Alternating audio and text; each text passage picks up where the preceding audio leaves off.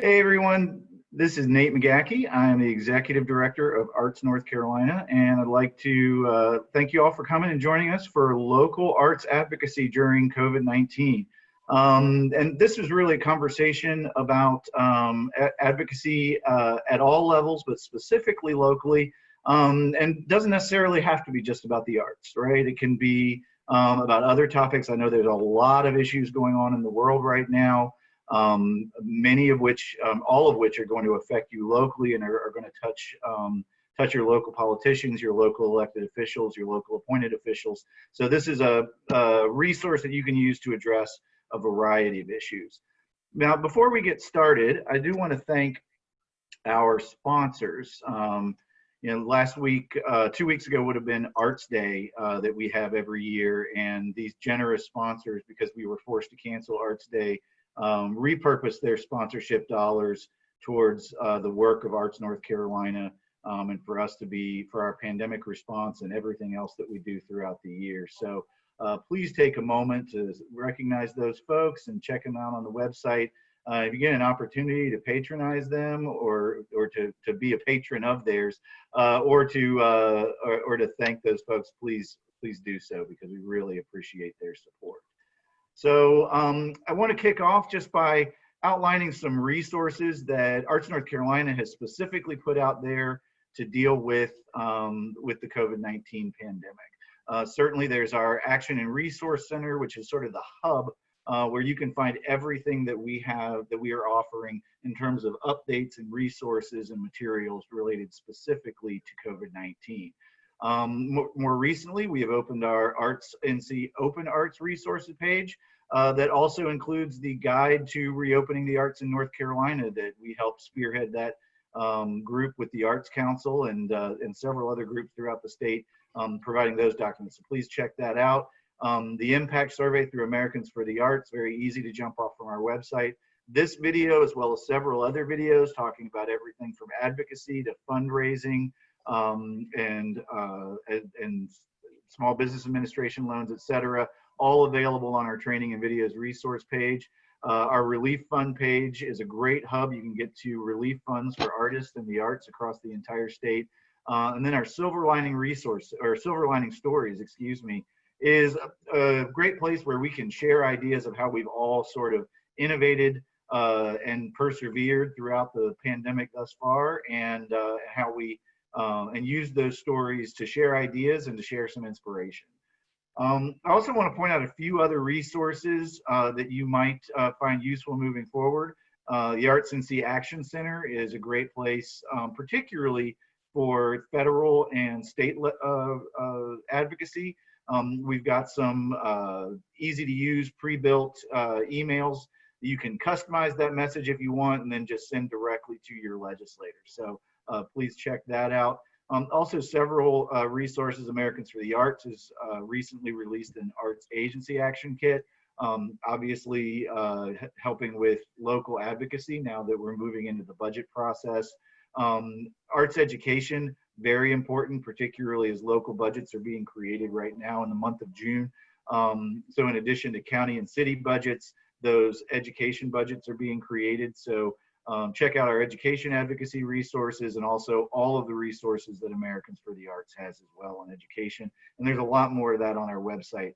And also check out our Meeting Up with Elected Officials, which is just sort of a basic video or a quick read, however you want to access that information, about things to keep in mind as you're setting meetings with elected officials. So these are resources that are sort of evergreen and exist throughout the year. So when we're talking about COVID-19 advocacy, I sort of kick off all these advocacy sessions with these thoughts. Please keep in mind as you're having these conversations with officials that this is a public health and safety issue first. I know that most of the issues that are addressing the arts, or that arts organizations and artists are facing, are financial, they're economic.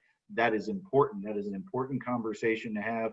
But keep in mind that we are still dealing with the fallout of the health and the fact that people are very sick, and that many people are dying, over 100,000 in the US at this point. Also, when you're having these conversations, make sure that you're keeping in mind that this is affecting the entire population. This is not an arts specific issue. So recognizing that and being respectful of that in all your communications can be key. This is a conversation that is going to be going on for years and years as we come out of COVID-19, and it changes how we interact with each other in our daily lives. So please, we need to start having these conversations with our elected officials, but remember, this is a long conversation. You are not solving this in a weekend. So you got to be patient, always be polite, and definitely always stay positive. And remember that Arts North Carolina and other organizations, we're working with our lobbyists as well as other statewide partners and national partners to try and organize this message so we're delivering the right message at the right time to be most effective. So please access our information to kind of help stay in line with what's going to be most important when. Everybody, if you have not signed up for the Arts NC email list, I imagine most people on this webinar right now have, but anyone watching this video, please get signed up to that email list. That's how we share information, put out those calls to action, and get folks involved in the work that we do. Continue to update those surveys through Americans for the Arts. Plenty of links to find on our website to get there. Very important to make sure we understand exactly what the problems are that we're trying to solve. Answer all those calls to action. We're going to be talking a lot about calls to action and the things that I consider and the things that we all need to consider when creating those calls to action and how to create an effective one. But certainly something to, but making sure that you're responding to all the ones we're putting out as well as other organizations. Start having those conversations. And, you know, I'm really hoping that everybody today walks away feeling a little bit more empowered to start the conversation and to start coordinating with others that are having the same conversation with local officials. And then certainly let us know what's going on. We have a portal on our website that allows you to tell us about organizations, or excuse me, tell us about conversations that you've had with members of the North Carolina General Assembly. But if you're having great conversations with local officials or with Congress, feel free to shoot me an email at nate@artsnc.org. I'd love to know how those conversations are going well. It really does inform our work. So I want to talk a little bit about the different levels of local funding situations for as a result of COVID-19. Right now, every level of government is facing impossible, absolutely impossible funding shortfalls. And they're all trying to figure out how to manage this. This is true at the state level. This is certainly going to be true at the county and city level. You know, because all of their revenue is coming from sales tax, from income tax, from hotel tax. All of these things have completely dried up within the last few months. And so there's a lot of things that are going on that are very important. There's relief bills for the arts that check out our website. You can find more about that that's going on at the state level. There's some really fantastic leadership going on in the House and the Senate, particularly in the House there.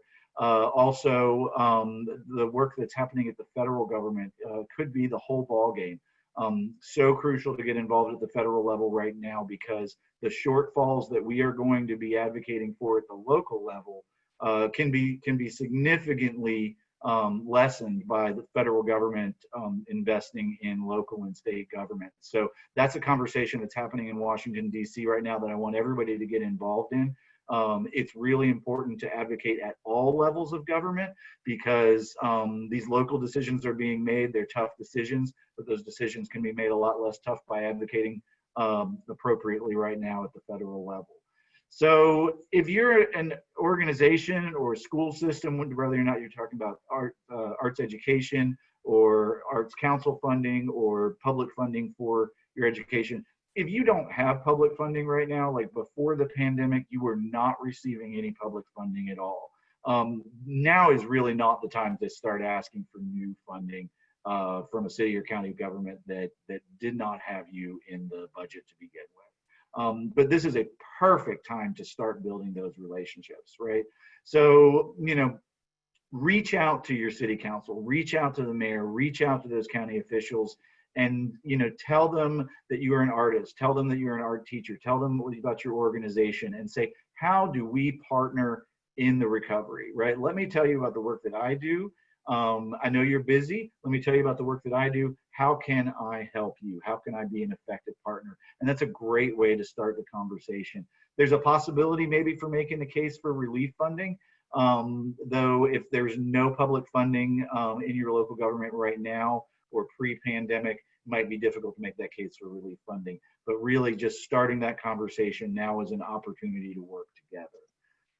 If you have some local funding at the public funding at the local level, but the loss to your organization or to your arts community would not be dire, then it is time to start the conversation about maintaining that funding. But we need to be, but it really is a matter of degrees, right? You want to be grateful. Gratitude is really that message. Have the conversations one-on-one as appropriate.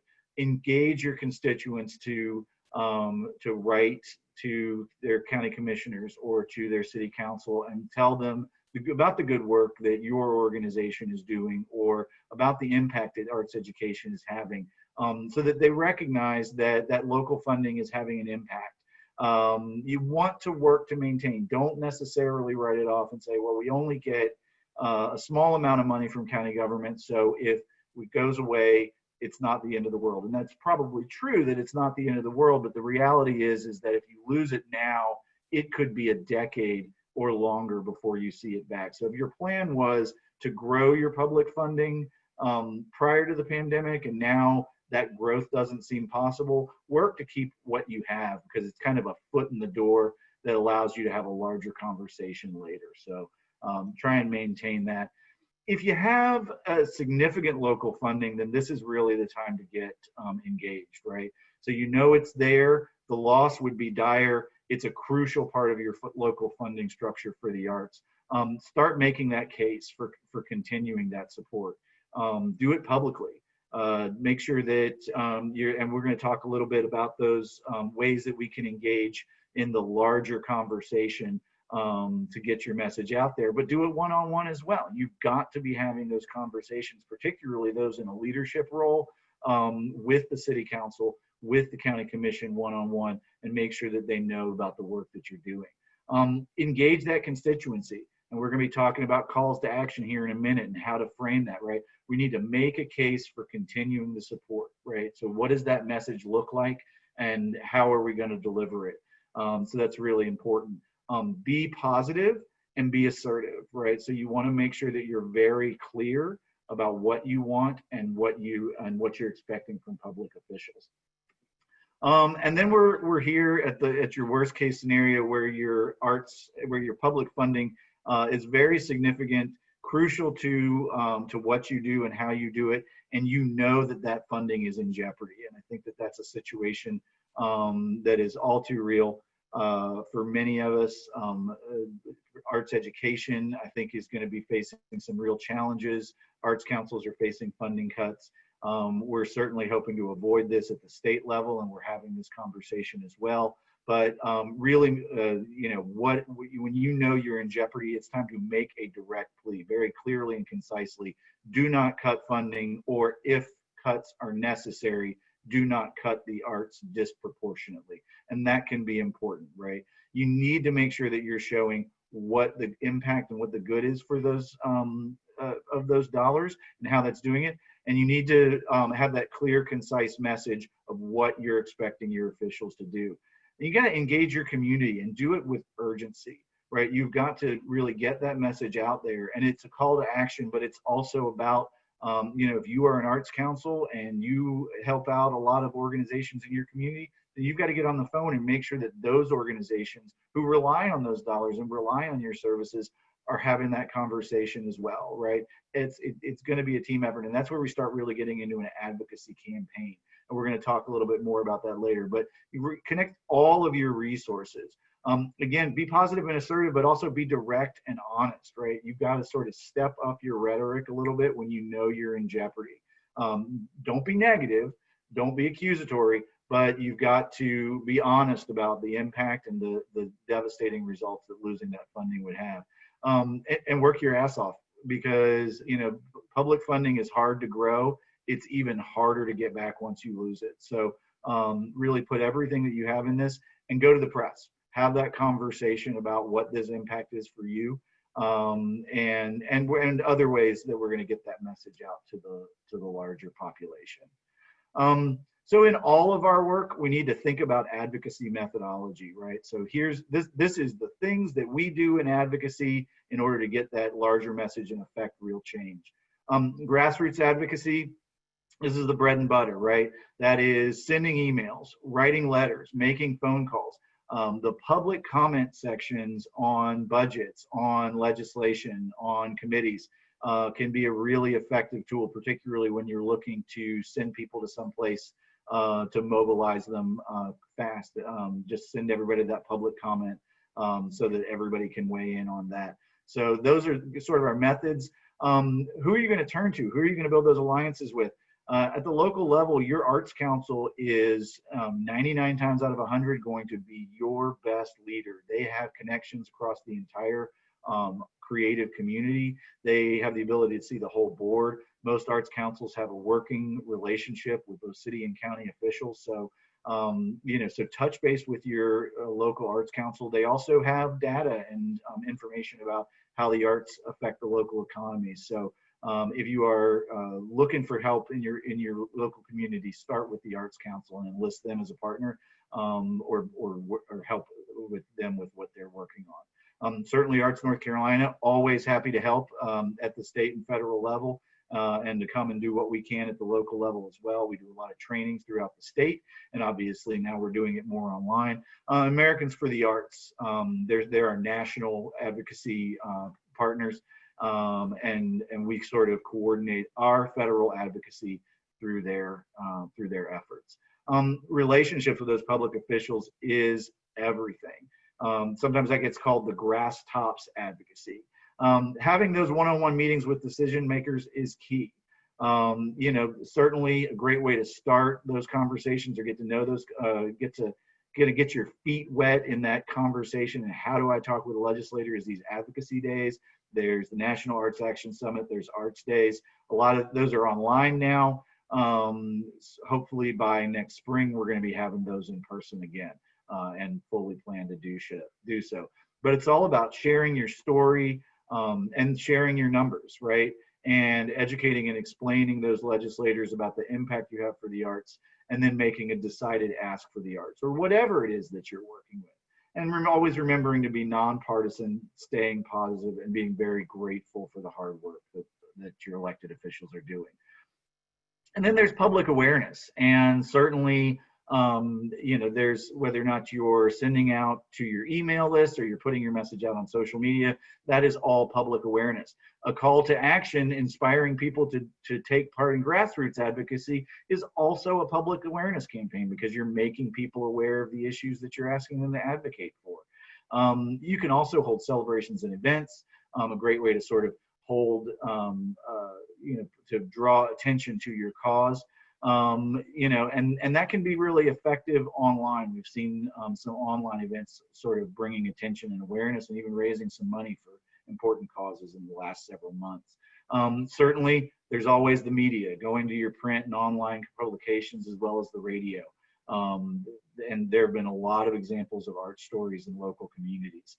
I don't recommend marches and protests for the arts. It's like, we're really not an issue where we need to be, waving signs around in front of the legislature or the governor's mansion or the mayor's house, right? Like, that is not the message for the arts. It is very appropriate for other issues, but for the arts, it is not necessarily going to play well. And just remember that when you enter into the realm of public awareness, you have to be cautious about what you're saying and why you're saying it. Because while you can make friends very quickly in the public arena, you can also make enemies very quickly as well. Just a quick recap of how we build an arts message around specifically COVID-19. Starting with a greeting, and this is what, if you're having a one-on-one conversation, or if you're writing an email, or if you're getting ready to send out a call to action, all of these thoughts can kind of apply. Start with a greeting, but give some recognition to the massive scale of the challenges that we're all facing as a result of the pandemic. Discuss how the arts are building and strengthening communities and economies, right? We've got a lot of data from before the pandemic about how important the arts are to the economy. Obviously, that means they're going to be that much more important to rebuilding that economy and the community, because they have a real societal and civic impact as well.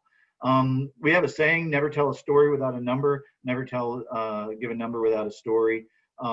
Everybody connects to stories. They will remember your story. Legislators want to hear stories. Officials want to hear your story. But those numbers, those data points, those are the things that means that your story isn't just your story. It's representative of a larger body and a larger impact. So make sure you've got those personal stories, but also that you have the numbers to sort of back it up and connect it to a larger constituency. Certainly talk about the negative impacts, whether or not that's the negative impacts of the pandemic or the negative impacts that would happen if you were to lose funding in the next several months or support from the government in any sort of way. Provide information. Again, those data and statistics are really key. You can relate your organization's data to the state and county data as well. And we're going to talk a little bit more about the resources that are out there, specifically for arts organizations and economic impact of the pandemic. And also talk a little bit about the inspiring and stories of innovation that's been happening. Talk a little bit about silver lining stories. Please check out those resources. And then the most important thing is make an ask. You need to provide that legislator, that official, that commissioner, that city councilor with an actionable item that allows them to take a positive step towards addressing what you just brought to them, right? And it doesn't necessarily have to be more money. It could be, will you come to this event? Or can I follow up with more information? But it has to be something. Make sure that there's a request in there. And always say thank you. Being a public official, being an elected official is generally a thankless job. So it is always crucial to say thank you. And I like to ask what you can do, what I can do for them. It often takes them off guard because very few people ask. And honestly, it's a great way to start to build a relationship. Because if you treat someone like a friend, eventually they are going to become one. So I want to talk a little bit about calls to action. You'll see two great examples here. Pat myself on the back. There's one obviously on the right is from Arts, North Carolina. That's a call to action that we sent out a few weeks ago when Representative Carney and Representative Elmore, both from the Arts Council, launched H 1068.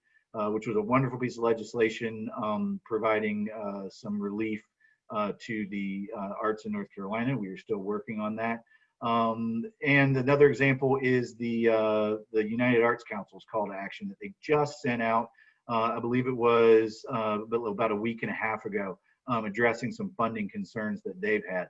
I want to deconstruct some things to think about while you're putting together this call to action. Or these calls to actions to engage your community in grassroots advocacy. Maybe we'll come back to this slide, and actually want to dive a little deeper into the one that United Arts put out there, because they did a really good job of sort of addressing all the things that you want to think about when you're building a call to action. First thing first is clear, bold subject and title. Call to action. We know what that means, right? It is a call to action. Bold is okay. Make it clear. Use small words. That is really key, that people understand as soon as it shows up in their inbox that there is something there to do. Clearly state what the issue is that you're trying to address. Give a little context, right? Like you can clearly state the issue, but then maybe just give a little bit of context of why that issue is important, right? And we can show that in just a second. Clearly state the actions that you are asking people to take.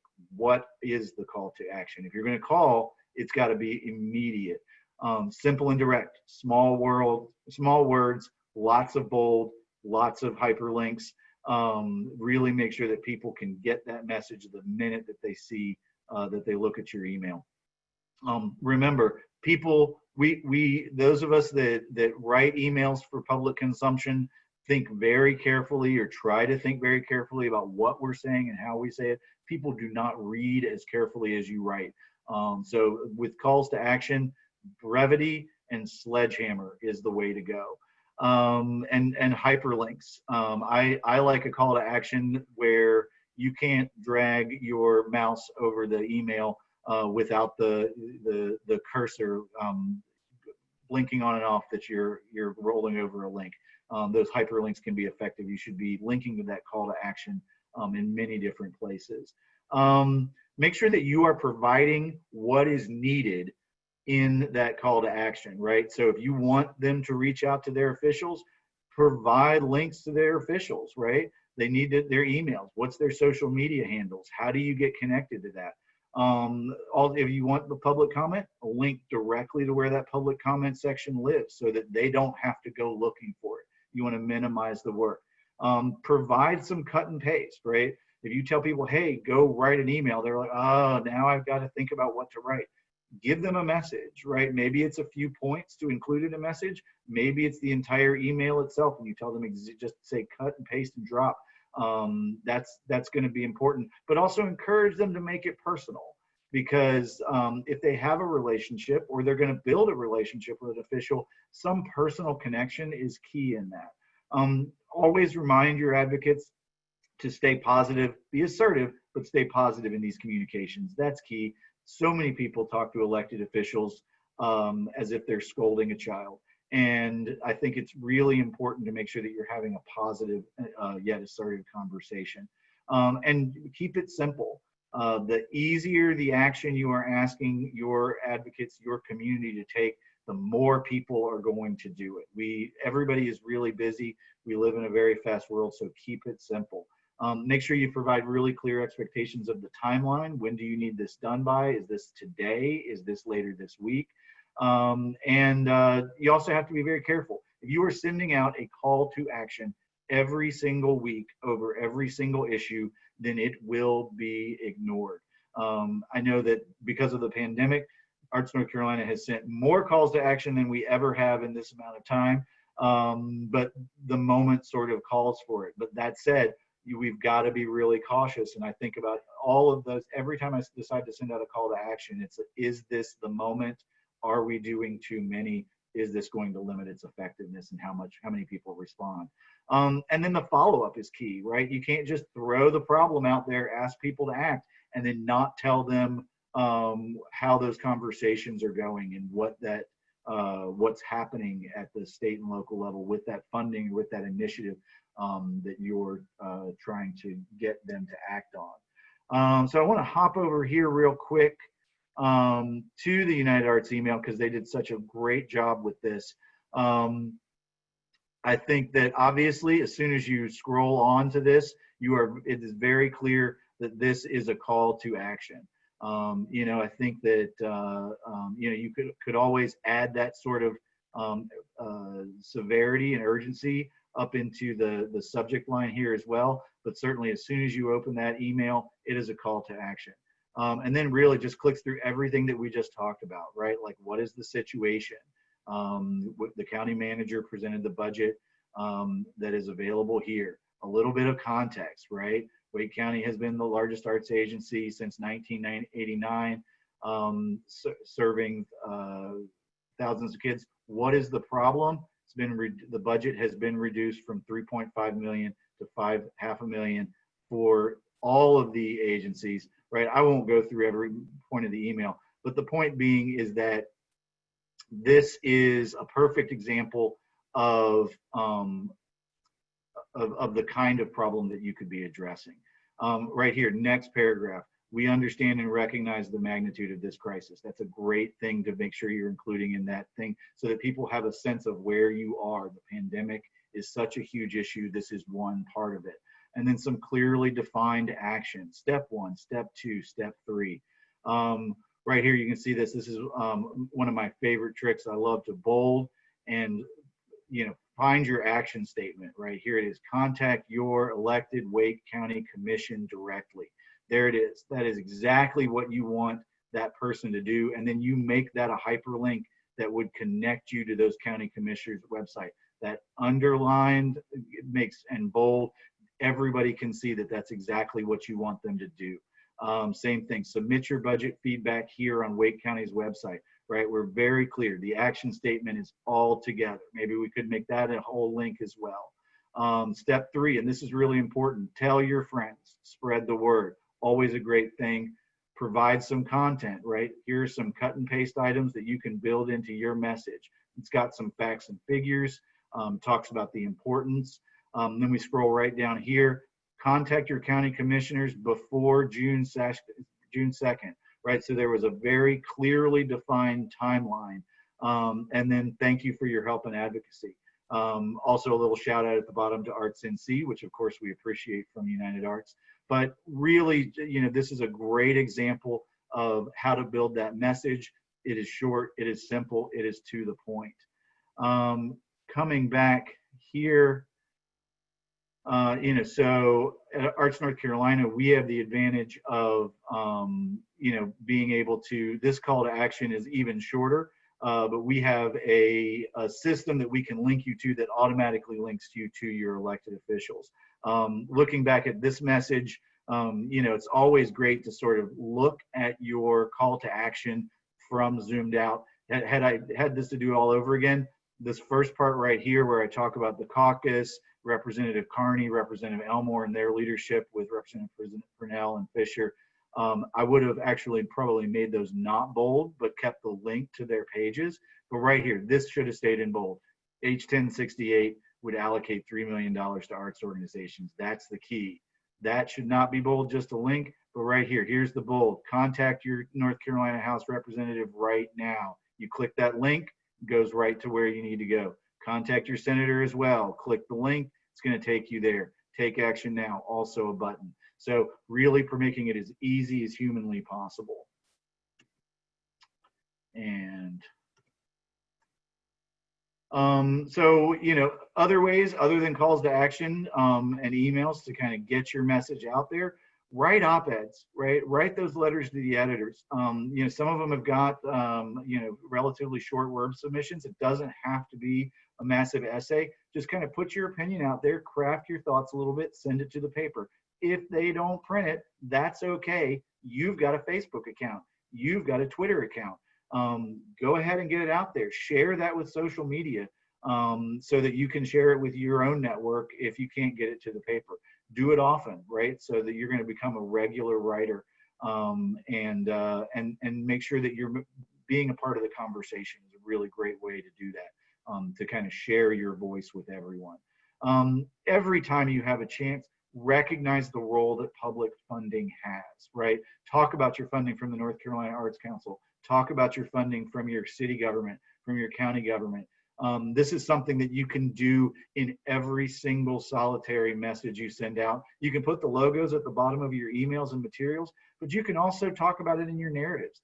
Also, when you're having curtain speeches or when you're doing print interviews or TV interviews, a little nod, a little mention to the fact that you receive city, county, state funding can be so crucial, because it should be part of all of our conversations, so that then it doesn't come as a surprise to anybody when that funding is in jeopardy, that funding exists at all. You need to always be grateful and just kind of get that message out there that funding is there and that it is helpful and that we are grateful for it.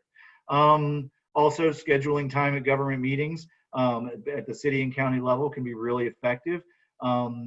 Tell your stories, talk about your impact.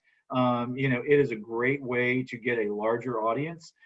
You can make sure that the press is there. Oftentimes there's a reporter there for city and county meetings. Make sure you've got some support in the room. Somebody that's going to recognize that you're speaking and maybe give a little applaud or shout outs. Or, these days it might not be in the room, it's in the Zoom, but people know and recognize when crowds have shown up. And sometimes that can be to celebrate an achievement, not necessarily to talk about possible losses. So, so use those government settings, use those government meetings as a way to come together and spread your message and have your community show support for the work that you do and the work that you do as a creative community.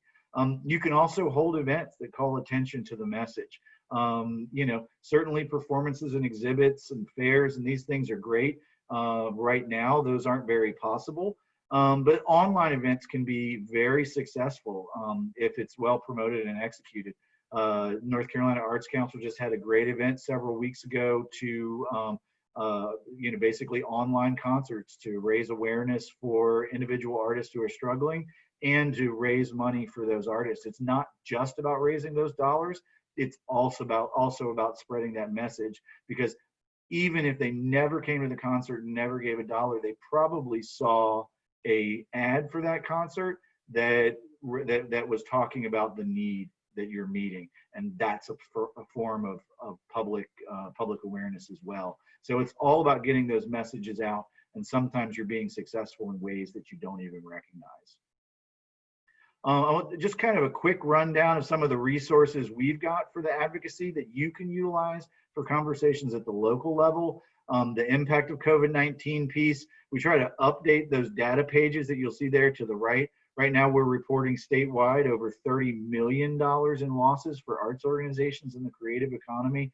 And you can see we're sort of framing that argument and some overarching conversations that we want to be having at the state level, but really those things apply to the local level as well. And the North Carolina arts sector economic impact is a great document that kind of talks about the economic impact of the nonprofit arts sector in your community, some other ways that arts education can build resilient communities and economies, as well as arts organizations. So check out that document, utilize that in your local conversations, and it's also very possible that your local arts council has some similar resources based on similar data from Americans for the Arts, but at the local level. So make sure you're accessing that information from your local arts council if possible. I also talked a lot about that Americans for the Arts survey that we're all sort of reporting our losses and reporting our situation. There's some really great information in there. As I said, North Carolina right now is reporting over $32 million in financial impact so far. You can see right here, this is a great tool because we can select the region is the South, the state is North Carolina, with a median financial impact of 15,000. But using that same tool, we can have North Carolina, but then we can enter in Wake County. Since we were talking so much about them earlier, I decided to kind of hone in on Wake County. Almost $2 million in financial impact, and I think that number is actually a little low. But then we see that our median impact jumped from 15,000 in organization to 27,000 in organization, as we start to hone in from over 900 down to just over 100 respondents. So we start to get a little bit more localized about our impact, and these numbers can help our conversation. And then at the city level, we can go a little farther, right? So Raleigh, it's actually a $1.7 million impact, but look at that, 75 respondents. So this is obviously most of the respondents in Wake County were in Raleigh, but that median number has jumped up to over $37,000, right? So how does bringing that data in, like as we get closer and closer, that median impact number goes up and up and up. So there's a number that we can really utilize when we're having these conversations at the local level that may have more poignancy, that we couldn't use that data at the state level. So you can also use this tool to separate down to zip code, as well as by discipline, budget size, legal status, etc. So I urge you to utilize that data in having a conversation with your officials. I want to take a little time talking about advocacy campaigns. There's several steps that any advocacy campaign goes through, I just want to kind of go over that, and then we'll do a little bit of a deeper dive. Assess the situation, right? What is the problem and what are your goals, right? Just clearly define them. That is not rocket science. That is not brain surgery. But if you don't have a clearly defined goal, sometimes we just start acting without thinking. You always need to know exactly what you're working towards. Figure out who your decision makers are. Who do you need to talk to? Create that strategy. And I'm not telling you how to create that strategy, but it probably is going to involve all three of those pieces: grassroots, relationship building, and public awareness.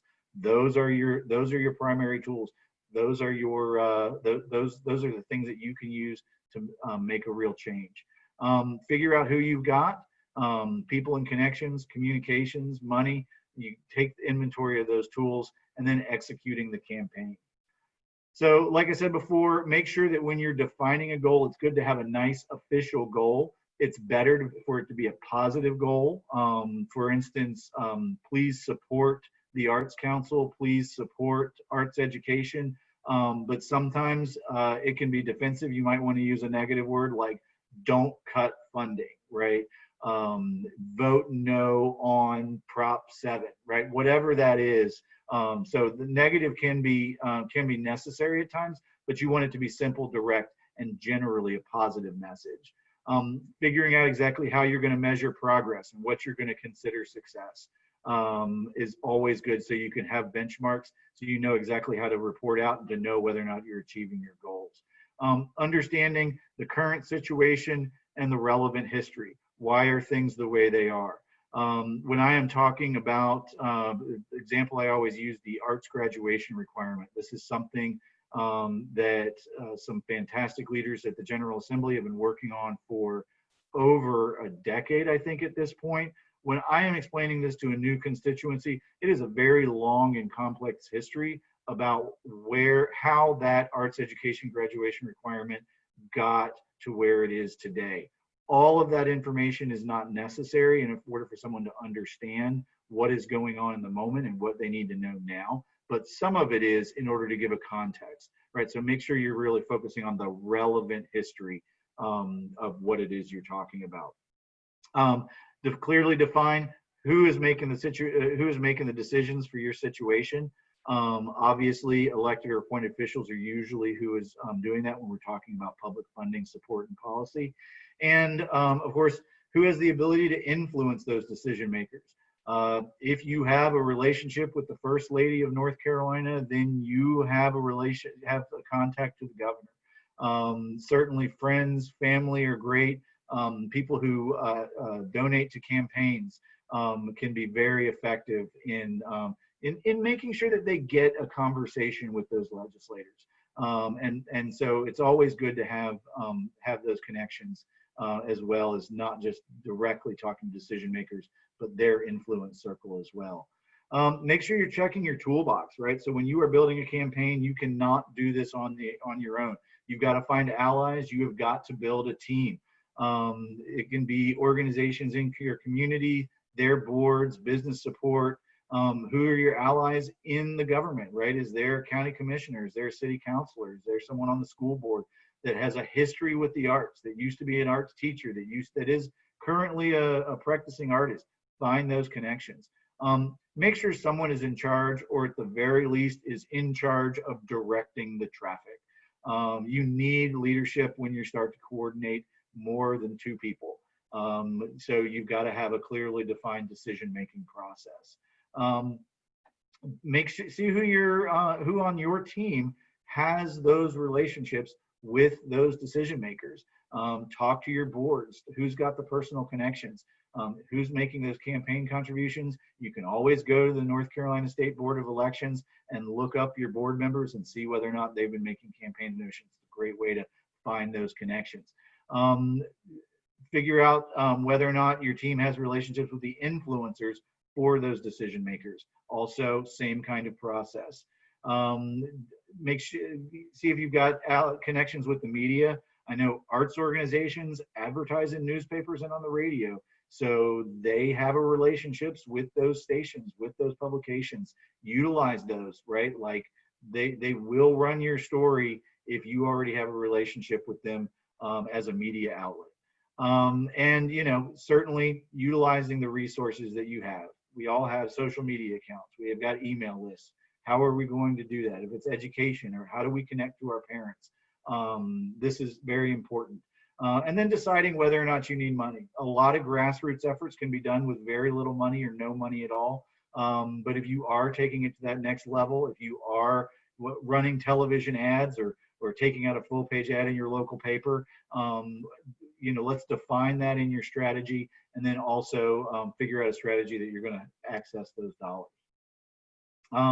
And then once you come up with that strategy and you've checked your toolbox and all of your resources, execute the campaign. Just make sure that everything that you're doing, that you're planning it out, you're doing it for a reason, that it's very purposeful, and then also that you're maintaining positive attitude.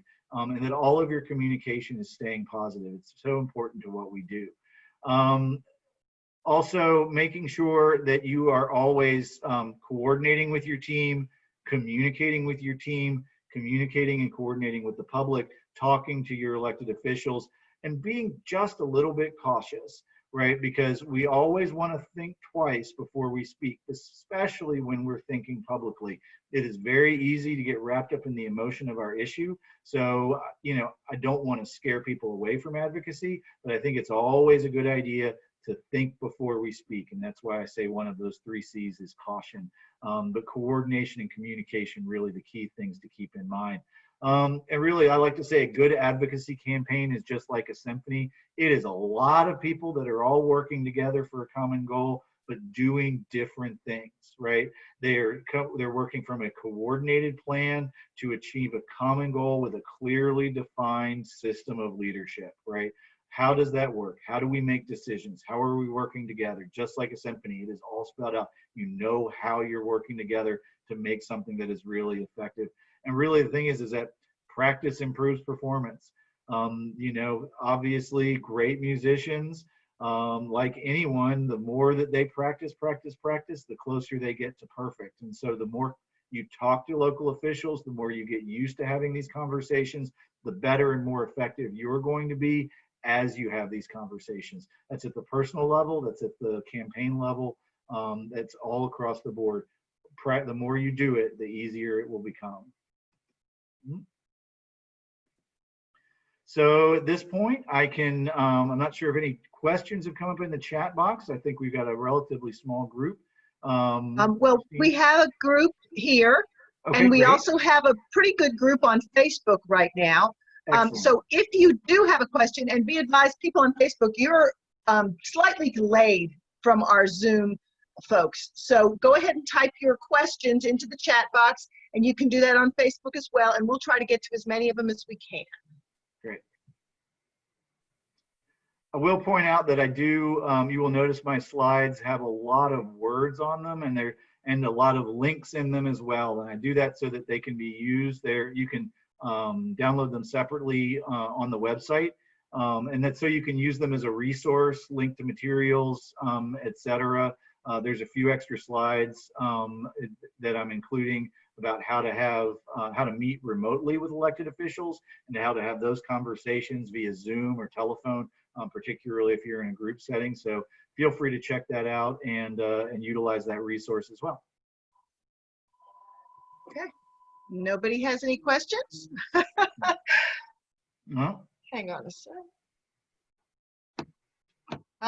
Well, I don't know if there are no questions. I guess you've been terribly thorough. Wait a second. Okay, somebody's just saying that it was excellent information. I guess you've been so thorough, Nate, that they don't have any questions. But I'm just going to chime in here and say that within, probably by later this afternoon, this video will be available on our training and resources page under COVID-19. If you get to our website, it's up in the top corner. Just click COVID-19, and then there's a button that'll take you to the training and videos page. And so that if you want to share this with your colleagues or board members or anyone else you know who might be interested, it'll be available, and it'll also be available on Facebook.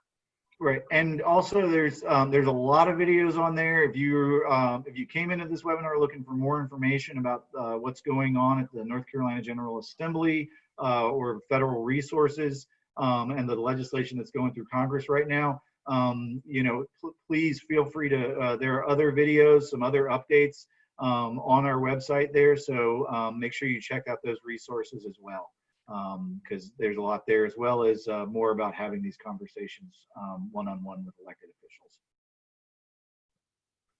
Great. Okay. Well, if there are no further questions, then I guess we will sign off. Thank you all so much for taking time to join us this morning and talk about local advocacy. And you know, feel free to reach out to me at nate@artsnc.org if you've got any further questions or need an additional conversation around this issue.